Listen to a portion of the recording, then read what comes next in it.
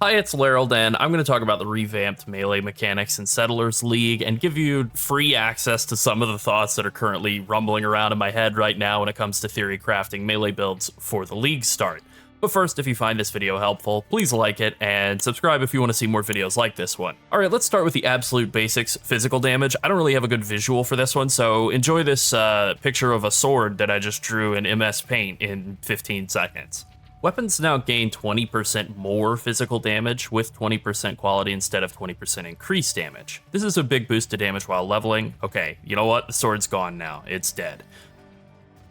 This is a big boost to damage while leveling, and it's made even better by the fact that Blacksmith's whetstones at low levels will grant 20% quality with a single whetstone rather than, being based on item rarity. It's just based on item level, so instant 20% more damage during Act 1 if you find a Blacksmith's whetstone. Huge. On top of that, Overwhelm has been removed as a stat, and it has been replaced with this new stat that you can find all throughout the tree. Hits have a chance to ignore enemy physical damage reduction. There are lots of spots where you can find this ignore enemy phys damage reduction. You can get 50% chance here, 30% chance here, 15% chance here. There's lots. In fact, if I just type in ignore, there we go. 2 10% nodes over here. A whole 50% wheel up here with Master of Blades. Lots and lots and lots of ability to ignore enemy phys damage reduction, and if you have 100% chance, then it's essentially, you're hitting an enemy with 0 armor, 0 phys damage reduction, and map mods that give phys damage reduction will do literally nothing. There's also an Eater of Worlds glove implicit that can give you over 50% of this stat, so you're in good shape. You can pretty much hit everything as though they're wearing paper, no matter who they are. This is a huge boost for physical damage builds, obviously. Now, Rage is probably the mechanic I was most excited about coming into the announcement, and certainly into making this video. The base maximum is 30 Rage. You get 1% more melee attack damage per Rage. That is it. That's all that it gives you now, but that's a lot though. You can generate Rage every half second. There is an internal cooldown of every half second that you're able to generate Rage. Then it falls off at 10 per second as soon as you go 2 seconds without generating it. So I looked into it. You're only able to get it from melee hits, so no ranged hits at all, even if they're physical. You're able to get 3 rage per hit from the support gem, which is terrible. You're able to get a maximum of 8 per hit if you take all of the nodes in the passive tree. You can get 6 pretty reasonably, though, I think. Berserker also gets another 2 for the small passives in its ascendancy right here.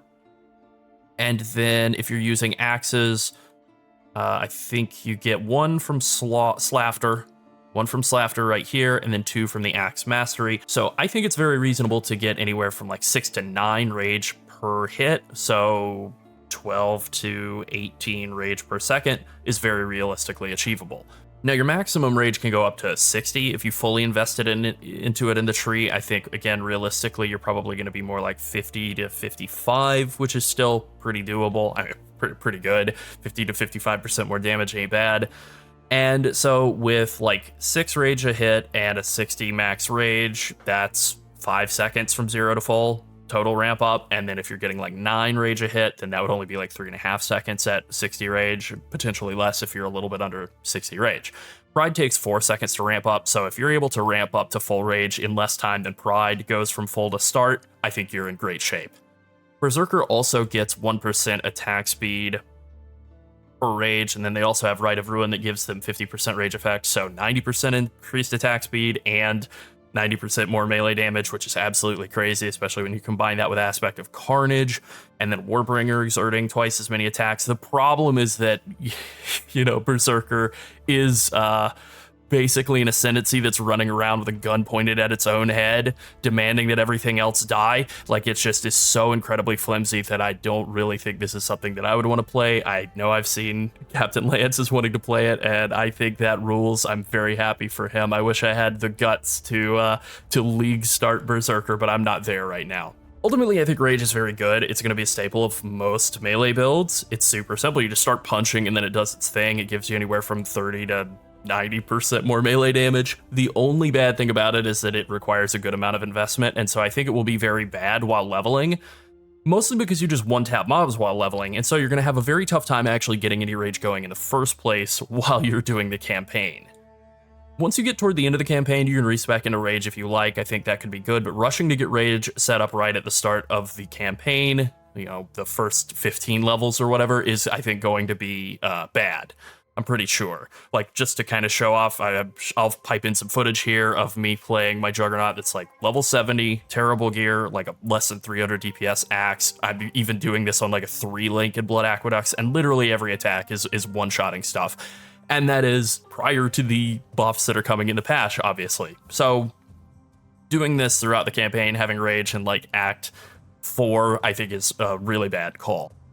Okay, now let's talk about war cries. Almost every war cry has been reworked. First off, automating war cries with the new auto exertion gem reserves 15% mana per war cry, and I can pull that up in the patch notes if I type in auto exertion here and spell it correctly. So as you can see, it's 15% mana per supported war cry that will automatically cast those war cries. Now, hypothetically, you could fit this in. I don't love this. I'm not a big fan. I think that this is pretty expensive to be chain casting war cries instantly. I don't think I'll be doing it. Urgent orders support. If we do urgent again in the search box, you know, it makes it so that your war cries are faster, about 80% faster, which is less than half a second, and it no longer increases the cooldown, which seems good, but it now has a 200% cost multiplier. I think this might actually be a nerf. I think you can get war cries to last longer than the cooldown, even with the old urgent orders support cooldown increase, and so I think that this winds up just being a situation where the cost is now going to be kind of difficult to deal with, and so you can use urgent orders to fix the slow cast time on war cries, or you're going to have to invest a lot more in the tree, but then you have to fix the mana cost that is associated with urgent orders. So I don't exactly love this, I have to say. Okay, let's run through all of the war cry changes quickly. Ancestral Cry now grants 15% LE res and 3% max LE res. Battle Mage's Cry now grants 2.5% crit chance and no longer gives any sort of component of spell damage applying to your attack hits. Enduring Cry now grants up to 10% life regen per second. Infernal Cry, General's Cry had its damage reduced by like 40%, that's fine. Infernal Cry grants up to 25% Phys as extra fire damage. Intimidating Cry grants up to 18% extra move speed. Rallying Cry had its damage nerfed very slightly, I'm not exactly sure, 10% or less. And then Seismic Cry grants 25% more armor and 75% increased stun threshold. Its exerted attack was also changed, it's the only one that had a change to its exert attack component, and it now grants 50% more AoE to your next 6 slams. Okay, that's a lot of skills. In terms of how you scale these war cries, you can get 95% war cry buff effect in the tree, which is more than I had initially expected. It is quite a bit of war cry buff effect. You basically are doubling all of these values, so instead of like 3% max LE res, you're getting 6% max LE res. You can also get 95% war cry speed and 107% war cry buff duration. And this is important because war cries have had all of their durations nerfed to around 3.5 seconds, and I think they're all around 8-second cooldowns. So in order to maintain 100% uptime, you're going to need that, and then also increased duration support has now been converted to a new gem called more duration support. It gives more duration. It grants around 50% more duration at max level with quality, so I think between that and a good amount of investment into war cries, you can get double their effect and double their duration, or 10 seconds of duration actually, with a pretty high investment, if I'm being honest. The Chieftain Ascendancy has 2 really good nodes for war cries, 15% increased duration, and then Sion Sun's Roar for 30% buff effect and infinite power on them. So regardless of whether you're hitting a unique or nothing at all, you're getting max value out of every war cry. This is obviously very valuable. The only other source of infinite war cry power that I'm aware of is the Red Blade Banner Shield, which is strong, but using a shield really limits your weapon options. The main interaction I've seen emphasized for this war cry setup as a war chief, or a chieftain rather, is Enduring Cry, which makes sense. You could get 20% life per second permanently. That's pretty good. It is a 10-second maintenance buff, so maybe it's a little intrusive, but if you're playing Righteous Fire, then what else are you going to be doing? Throwing Fire Trap? Who cares? Intimidating Cry really speaks to me. It exerts your next 2 attacks, making them do double damage. You can increase that up to 3 with Measured Fury, which is, I'm just going to have to type it in. Measured Fury, this node right here, makes it so that your war cries exert an extra attack. So, 18% move speed may not sound like a ton, but with all the Warcry effect, you're actually going to be over 40% move speed, which is effectively a second Quicksilver Flask. So it has both an offensive component to it in that you're going to do double damage for 2 or potentially 3 hits. And if you use this with big slow slams, that could be pretty effective. And then you also pretty much get a second Quicksilver Flask. So it has like offensive and sort of mobility components to it. I like that. You won't be moving as fast as a Pathfinder on a Chieftain, but it will actually be closer than you might expect, certainly than I would have expected from this kind of a build. Ancestral Cry also really stands out as being a very powerful one, getting 3% max all res and then doubling that and maintaining it permanently 6% max all res. That's pretty insane to be able to maintain permanent 6 max all res. People devote a lot of passive points and a lot of gear to get half that much value, so that's definitely very interesting. Infernal Cry also really stands out as being potentially very strong for Phys to fire conversion builds, things like Tectonic Slam and Volcanic Fissure, especially since those are kind of more thematically in keeping with being a chieftain as well. Getting over 50% Phys as extra fire is really strong. And then finally, Seismic Cry is a pretty good defensive bonus. 50% more armor is a lot. 50% more area of effect on your next 6 slams is a lot. Definitely think that that one has a chance of being one of the more popular things that is run throughout the league. And then finally, I think Enduring Cry is probably the front runner in terms of things that are going to be the most popular. It's going to be a staple of a lot of builds. Just being able to use it to get endurance charges is really strong. I just put that into a Pathfinder build. I'm very happy with that. Even in a build where you're also using Immortal Call, just having endurance charges so you can eat them with Immortal Call and make it give you that much more physical damage reduction is also really valuable. So there's a lot of value just in having Enduring Cry now. Endurance charges are way better than they used to be. Potentially having 20% life per second is buck wild.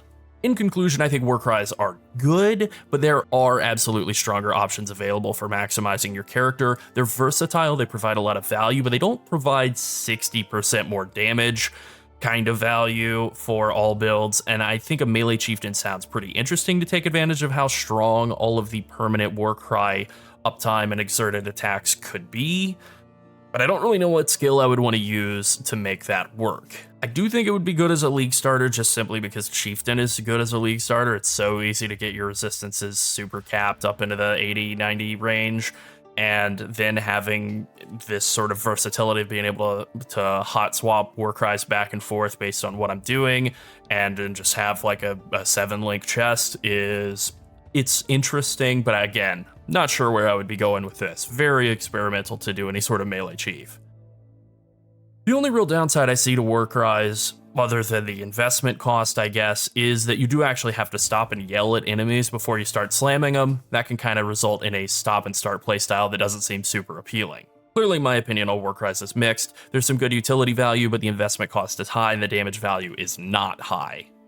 Next is Retaliation skills. This is a new kind of skill. It is an interesting, but I think fairly flawed idea. You have to block to be able to use these Retaliation skills, and then they do stuff. Most of them do a lot of damage, and I like the idea. Having to block is the real problem here.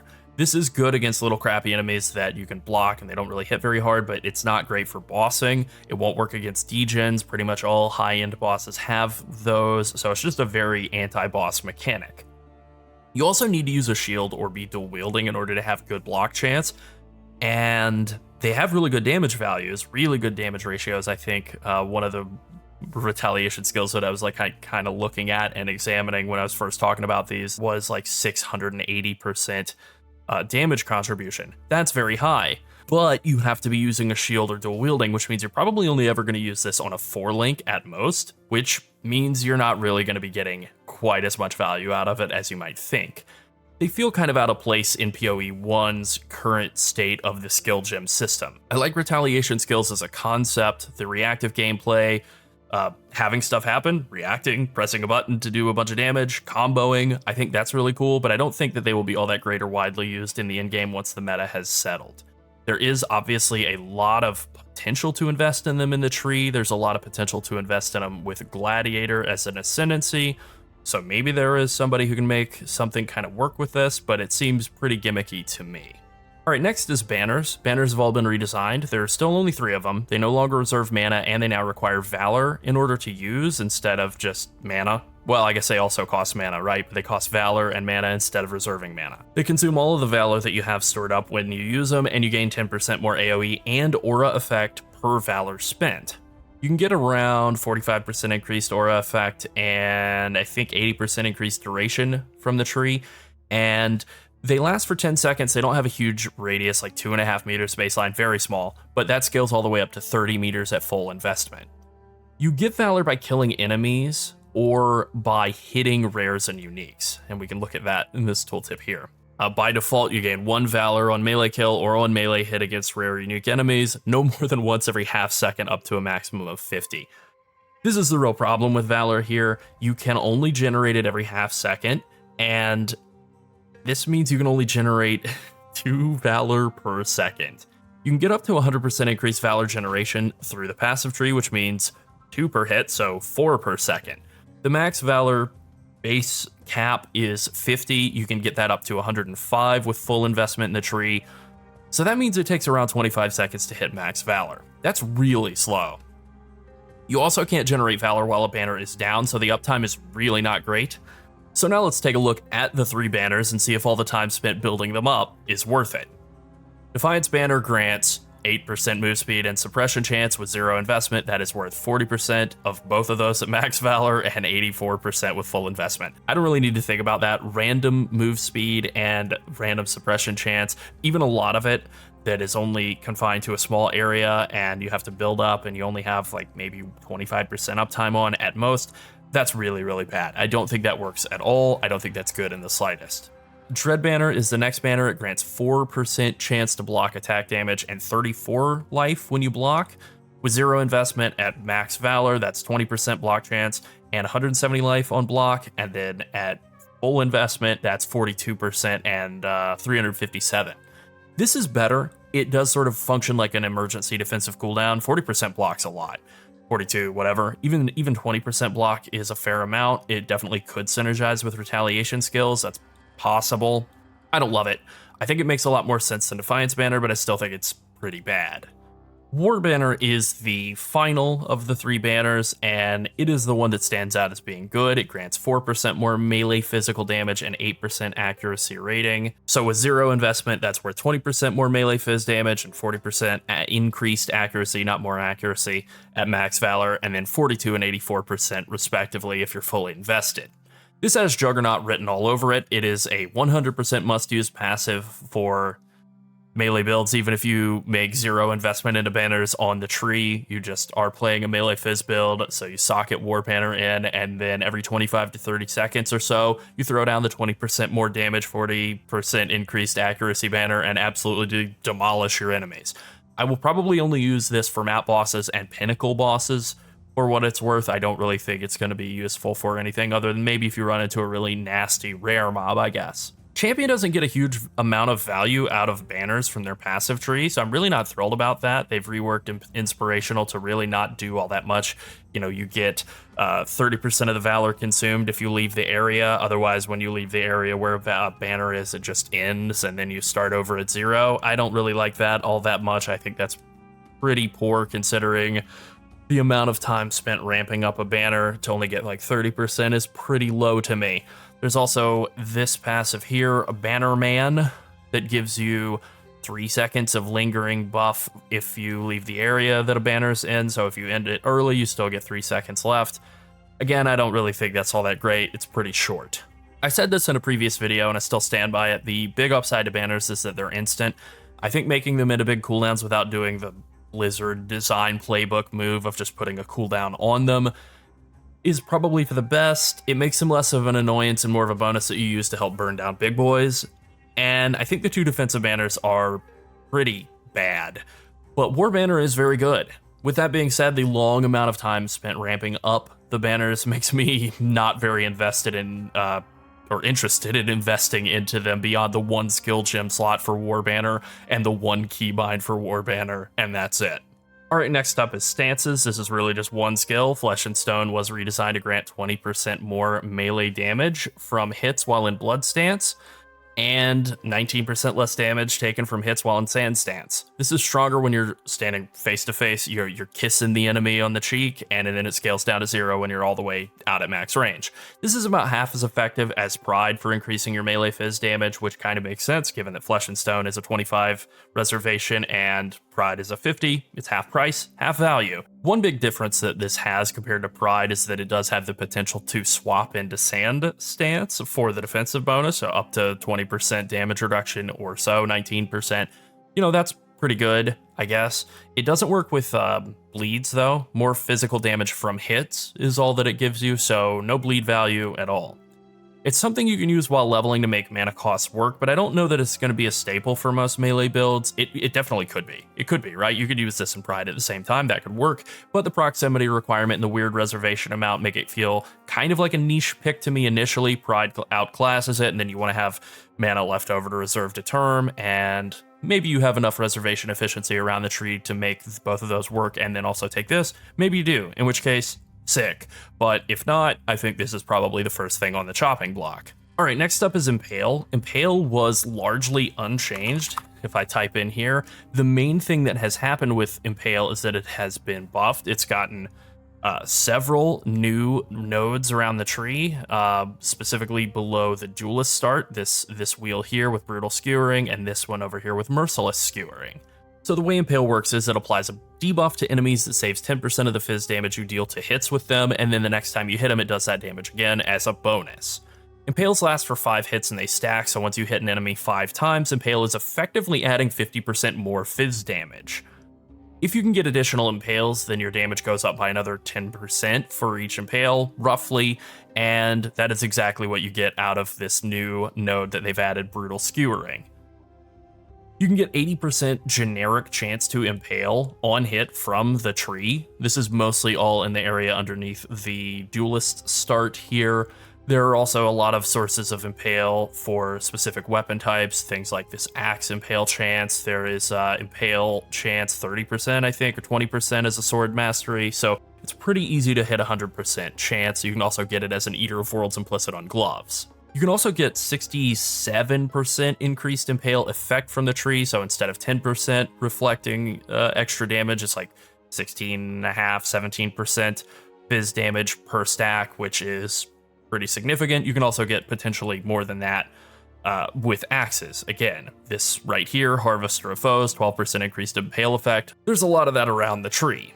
There's also a new mastery that makes Impales ignore all physical damage reduction on enemies. Previously, this was like 20% overwhelm. It was pretty bad, but now, just like with being able to ignore pretty much all of the physical damage reduction that enemies have, you're now also able to pretty much ignore all the physical damage reduction they have when Impale hits as well, which that is typically counted separately. So as everybody knows, Champion gets really good synergy with Impale. Master of Metal makes it so that Impales last an extra hit. They do a lot of extra damage. They give you a lot of armor. You know, they're very, very strong. With that being said, I don't think you need to be a champion to make a lot of good use of Impale. Having Brutal Skewering added to the tree kind of made everyone start operating at the level that Champion was previously. So this kind of opened up Impale to a lot of other builds. You don't have to be melee to Impale either, you just have to do physical damage. So definitely it's a little bit more versatile than some of the other stuff that I'm talking about in this video. I loaded up my Bone Zone Jug. As you can see, I'm on a very crappy Bone Zone Jug POB here. It's still a work in progress. All I did was invest in these 3 wheels, these Impale wheels, Forceful Skewering, Merciless Skewering, and Brutal Skewering. I also took one random crappy node over here for 100% Impale chance. And just by doing this and nothing else, I mostly doubled my damage. I think I got like 80% more damage in POB just by doing that. Now, you compare that to like 60% more damage with full Rage investment, and I think Impale may actually have higher upside than Rage.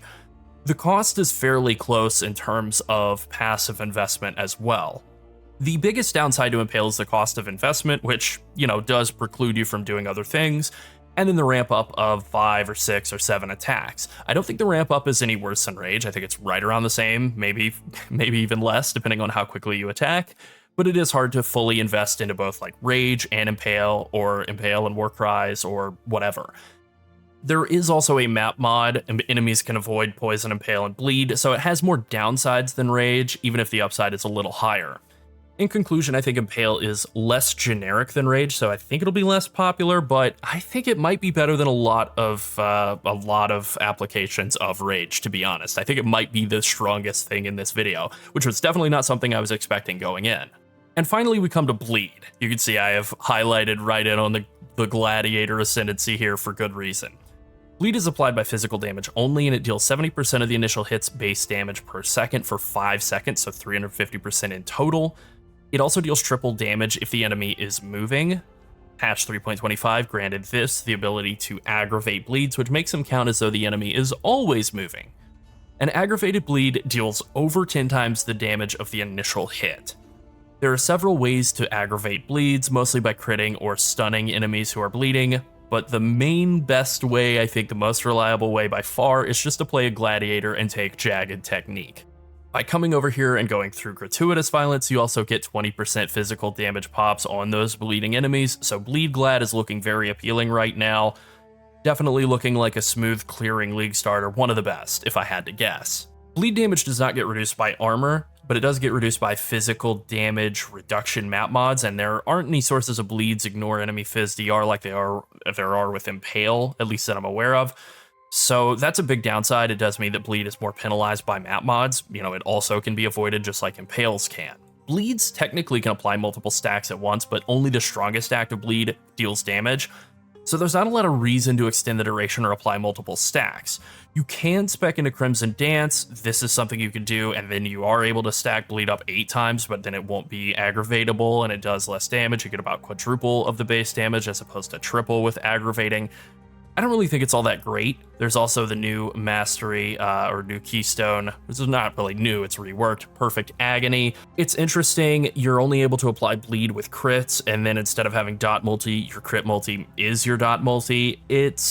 I don't know that it's great. It could be good, but it requires a lot of investment in pathing all the way over to this side of the tree, and so as a Gladiator, that's fairly far. Yeah, obviously I'm logged into a Marauder right now, but you know, doing this even as a duelist is definitely a bit of a stretch, and it's also just kind of a stretch to pull this off at the start of a league. I don't think most of the bleed masteries are very good either. You know, if we look at some of these, moving while bleeding doesn't make you take damage. Okay, man. There's just a lot of stuff here that I don't really think is all that great. The 80% increased crit chance against bleeding enemies could synergize nicely with a Perfect Agony approach. That is maybe something you could do. But again, I think that's going to require a fair amount of investment because you're going to need to be able to crit and also be able to hit. You're going to need a fair amount of accuracy to pull that off. And I think for the most part, bleed builds really like to come over here and take Resolute Technique so that they don't have to get accuracy at all. They just have guaranteed hit chance. And obviously you can't crit if you have Resolute Technique. So those are kind of at odds with each other. Because of all the dead weight that is around the tree for bleed, all these various things like increased bleeding duration, they don't really do a lot if you're not playing Crimson Dance. I don't really think of bleed as something that's very good to just slap onto a random build. I don't think it's really a great mechanic. The Glad Ascendancy rework is really good, and I think the buff to Lacerate was enormous. So those combined will probably make a really good build. I think Lacerate Glad could be very good. I had a whole big breakdown on Rupture, the new support gem that makes critting with a bleed skill increase the damage of bleeds by about 55% per stack, and it can stack up to 3 times, and it lasts 3 seconds, so you can get like triple bleed damage. But the problem is, because you're going to mostly take Resolute Technique and like investing into crit chance and bleed and accuracy all at the same time is just too expensive. I don't really think it's very good. I think it could be good as like a second or third build if you want to go a Perfect Agony direction with bleed and crit chance, and then come take this new wheel, Cornered Prey, with all these crit bonuses on bleeding enemies and go in that direction. I think that could be something that's interesting, but I don't think it'll work very well as a league starter. I think that would be basically opting into having a bad time. In conclusion, I think bleed will work very well for specific skills that support bleed if you're playing a Glad. I think those bleed pops are going to be immensely satisfying, downright erotic. So I think people are really going to like bleed Glad going into the next league. but otherwise Bleed's pretty much worthless as a mechanic to just throw onto a random build. Okay, let's wrap things up. This was a lot of stuff to talk about and think about. There is a lot to process with the coming league. There's going to be a ton of experimentation with melee builds, but hopefully this helps you with thinking about where you want to invest your build.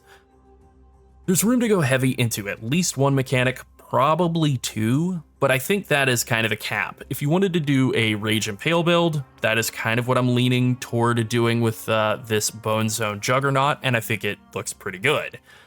You could maybe do a Warcry build with Rage, that could work.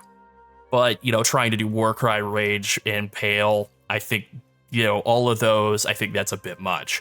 There's definitely some stuff I've missed in here that people are going to figure out and make amazing builds with, and I think that's awesome. I would love to hear what you guys come up with. It definitely will help me as I try to figure out what it is I'm going to be doing in the coming week. So just to kind of wrap up here, these are the builds that made me go, ooh.